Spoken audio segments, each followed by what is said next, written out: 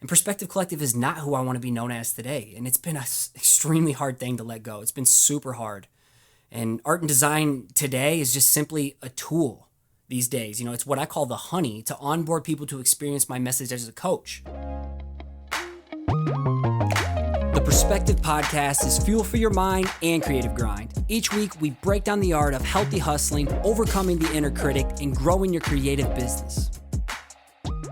What's going on? You're listening to episode 220 of the Perspective Podcast. I'm your host, Coach Scotty.D.Russell, and my mission is to put you in a position to take your creative pursuits full-time one day. You can follow along with my latest art, design, and tips on mindset, motivation, and marketing on Instagram at Coach Scotty.D.Russell, and all things podcast over at Perspective Podcast on Instagram. At the end of each episode, I plug a listener of the week, so stick around to figure out how you can get a permanent shout out on a future episode. All right, so today's overview. Why it's okay and healthy for people to unfollow you. So one of the hardest pills for me to swallow playing this creative game is this. Not everyone will love you or your work. And damn, that took me a long time to figure that out.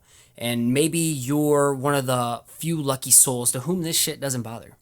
But if you're a recovering people pleaser like me, it's a hard truth that takes time to embrace. Hence why my forever motto, which I should have this tatted on me somewhere, is that you can't make everyone happy, you're not pizza. Today's episode is going to break down why it's good for people to unfollow you or unsubscribe. Same thing within this realm, interchangeable depending on your situation. But that way you're in a better mindset to just embrace it and use it as a springboard to take your creative pursuits to the next level. A level in which your foundation is solely built on producing and sharing work that's true to your crust. But before we get started, could you do me a favor? If you found value in this episode, it would mean the world to me if you took a screenshot or a video of you working to this in the background, and make sure to tag me over on Instagram stories at Perspective Podcast so we can connect and I can reshare the love back. As always, keep an open mind and act on anything that inspires you today. Let's go. I'm going to title this section, Taking a Dose of My Own Medicine. And I want to lead off with some personal experiences first to just frame why I'm choosing this topic today. As I've gone through plenty of difficult seasons through my 11-ish years of creatively grinding post-college, 4 of them I wasn't Perspective Collective yet, just lost trying to find a purpose with my artwork. 7-ish years of doing Perspective Collective, and in the last year and a half of doing my thing full-time, a self-employed creative business. And every time I try something new, or I've pivoted, or I decided to dive deeper into a specific lane, it has generally always led to a road filled with questioning and overthinking. And I realize that this question and this overthinking is based on fear and scarcity that I'll somehow lose momentum, fail epically, and or the people won't vibe to what I'm doing anymore, hence my business failing, and everything I've done will be worth nothing. Yet somehow, I don't know what it is, grit, perseverance, faith in myself, the universe, whatever it is out there, I always push through the discomfort and I find a way to tap into the next level of growth. And it's plenty of discomfort and fear, that I always have to work through. And each time I do this on a bigger scale, this shit just gets harder and scarier, which is why they say bigger risk equals bigger rewards.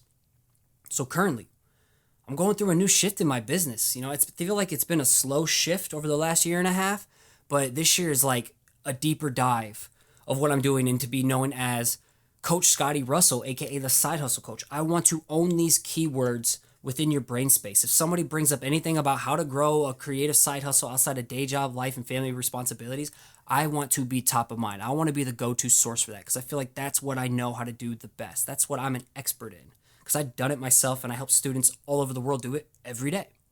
So I've just been slowly shifting away from operating as Perspective Collective because honestly, it's been holding me back. And I've had a lot of people tell me, hey, don't change your name to what Coach Scotty.D.Russell is now because this is what you've been known for. This is what you built an audience on. But they don't know the internal things I was doing or I was battling and overcoming in the beginning because Perspective Collective was abstract as a name on purpose. It's when I was just trying to find my groove as an artist and getting more comfortable with sharing things, when it was more like hobby going into a side hustle phase. And I had it abstract so I could hide behind the name so someone didn't know me, Scotty.D.Russell, in the beginning. So if you didn't like me, you didn't like my work because I was still in that people-pleasing mode, then you didn't need to know who Scotty.D.Russell was. You just could not like Perspective Collective. And that's how it all shifted, and I've had this identity crisis over the years. And while Perspective Collective is still my LLC name, I'm assuming it'll probably stay like that, or if I transition to an S Corp, it'll still stay like that, but it's the past identity of the artist and designer I wanted to be known as. The original person who was afraid of people not liking his work, so I hid behind a name. I hid behind a logo because I didn't want to show my face early on. And Perspective Collective is not who I want to be known as today, and it's been an extremely hard thing to let go. It's been super hard. And art and design today is just simply a tool these days. It's what I call the honey to onboard people to experience my message as a coach. But really, I'm a writer too. I'm a marketer. I build businesses off copywriting. Copywriting is my go-to thing these days, not necessarily art and design. And as I've made this hard but hella necessary shift from my Instagram handle of PRSPCTV_CLLCTV, super inconvenient and not user-friendly, had to ditch that. And I've shifted to Coach Scotty.D.Russell, as well as changed my content approach. It's not just the pretty pictures, 2D static images of motivational lettering quotes. It's not that anymore. Well, that's what people originally showed up for, and it's hard not to notice my following decrease. And damn, I'll be honest, I really haven't shared this publicly with anyone, but I had grown my Instagram account to past 51,000. I was on fire. And then I started making this shift to go deeper as labeling myself as a coach, threw a couple curveballs within my content, and I started seeing my following decrease over the last year and a half. And it scared me. I'm like, okay, I need to hold on to Perspective Collective, have a foot still in this territory while still becoming Coach Scotty.D.Russell. And I just noticed my following slowly decline. And I was so scared for it to dip below 50K. And I realized I'm hella grateful to even have an audience at all that I've worked my ass off to grow over the years. And I realized people would kill to trade me places, whether it was 10K, 20K, 30K, whatever it was. And I was just terrified of my following to dip below 50K. And just recently in the last week and a half now, since, 3 weeks into making this handle official Coach Scotty.D.Russell, my following has just massively decreased. I went under 50K. And to me, earlier, just living as Perspective Collective with that identity crisis, it was like a slow Band-Aid peeling off. And then finally, I'm like, fuck it. Let's just rip the Band-Aid off. And I'm feeling it. I'm seeing the people that are leaving that were here for just the pretty artwork, and that's okay. I have to embrace it. And I admit the imposter syndrome and self-doubt have just been super heavy during this season, which, if I'm taking a dose of my own medicine, means that I'm on the right path and got to continue to trust my gut. As I mentioned back in episode 206, imposter syndrome with Pikachu, if you're feeling like an imposter, keep going. You're going in the right direction. And this also means I have to dig deep and just continue to take that heavy dose of medicine that I've been prescribing to my coaching students as well as to my podcast listeners, such as yourself, for years now. And that message is, it's okay if someone unfollows you. Your work isn't for them. Your work is not for everyone. You can't create to try to please the masses by trying to create for everyone and hit the masses. It makes your work extremely watered down, oversaturated, and hard to be palatable to just one person, that right person. And it takes one person at a time, over time, to grow an engaged community that truly gives a shit about you and the human behind your work and your work in general. The people that become true fans of what you're doing. It takes time for that to happen. You can't try to please everyone. So here's some things I've learned over the years through taking a dose of my own medicine that I think will be helpful for you too. So, titling this section, Do This, Not This, When Someone Unfollows You. Okay, so you've noticed a dip in your following or your unsubscribes lately. First things first, don't trip, fam. This is normal, necessarily, and super duper healthy. Please do not take it personally and make it about you. All right, you never know when I unsubscribe from things, honestly, it's just because I get too much mail and I'm not opening it. That's it. That's fine. So if someone, I've had people DM me, oh man, I saw you unsubscribe. What's wrong? I'm like, honestly, I just wasn't reading your stuff and my inbox is buried and gets super overwhelming. It wasn't even about them. It was about me being overwhelmed. And secondly, please, please, please don't be this person who tracks down someone who unfollows you and then out of spite, unfollow them back. It's pretty petty and super pathetic. And why I say this is because, P.S., I used to use an app to do this. I used to find those people who unfollow me, and then out of spite, I would go and unfollow them. And it's super unhealthy, extremely distracting, not productive, more destructive, if anything. It's toxic. My best advice to you that I've learned to own myself is to shift your perspective, the lens in which you see this and view this situation from.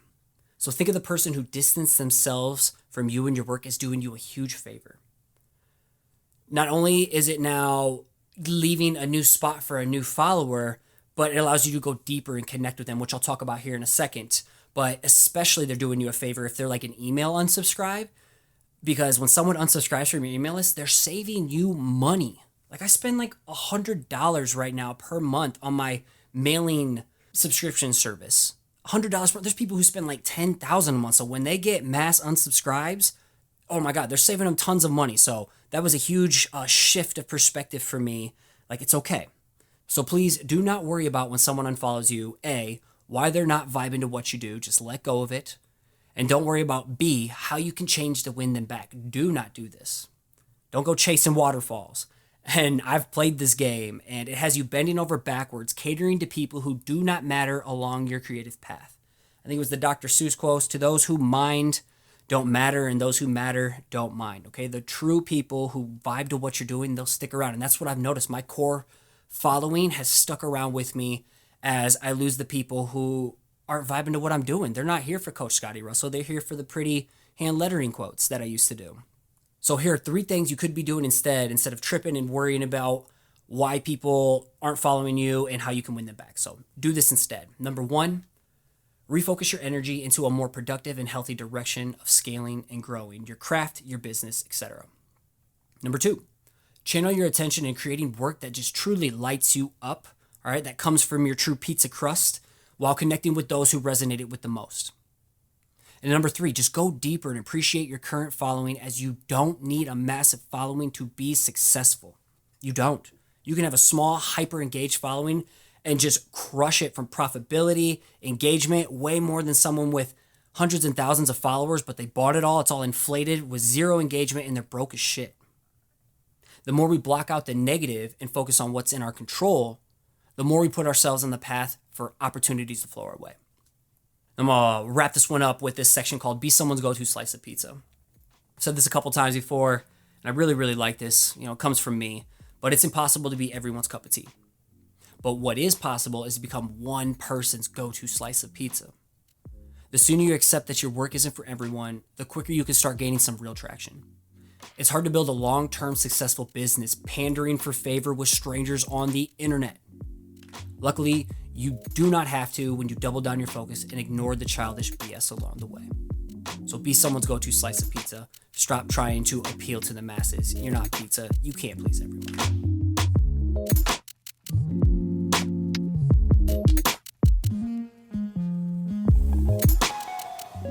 PC family, I hope this solo episode was a helpful dose of reality to get out of your own head, while more importantly, taking command of what you can control within your circle of influence.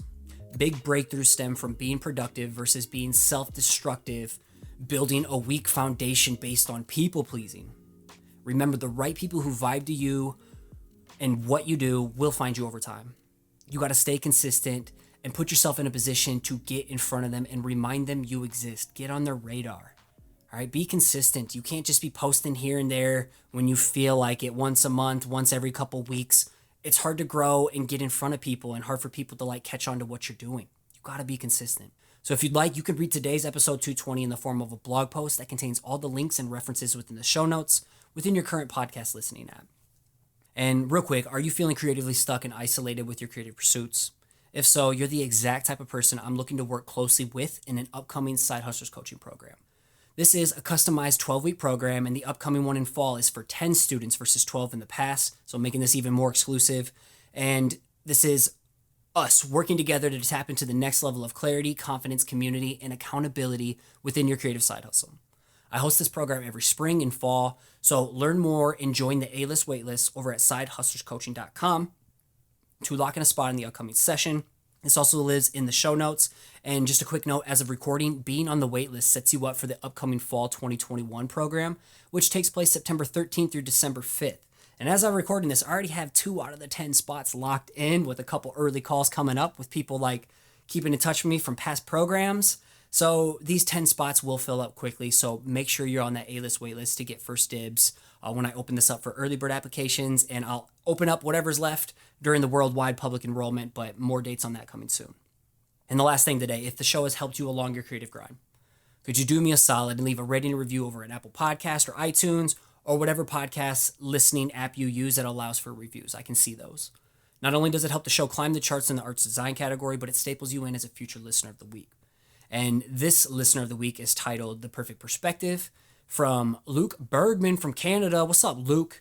And Luke says, Scotty doesn't tell you what you want to hear, but what you need to hear to kickstart your creative grind. Facts. This podcast is the perfect vibe of hard-hitting info with an understanding tone that makes you feel like he's talking directly to you with this wealth of knowledge he shares. Amen, dude. That's, I feel, what I try to take pride in as a coach. What I need, which I perceive and project, is tough love, but also like an overwhelming sense of empowerment and encouragement to help you tap into that next level. I mean, it's hard to grind, it's hard to thrive when you're only seeking information and feedback and critiques of things you want to hear, right? We got to push back against it in order to find the next level of success. So I appreciate you, Luke. Really appreciate you taking the time to lead that. And as I sign off, huge shout out to podcast editor Anya Brennan, executive assistant Paige Garland, video specialist Colton Bacher, social media coordinator Hannah Schick, and Nick Jacobs of Bluka for the music that you hear in the show. And as you finish your week strong, I want to continue to encourage you to keep showing up, keep putting in the work, and keep creating. You got this.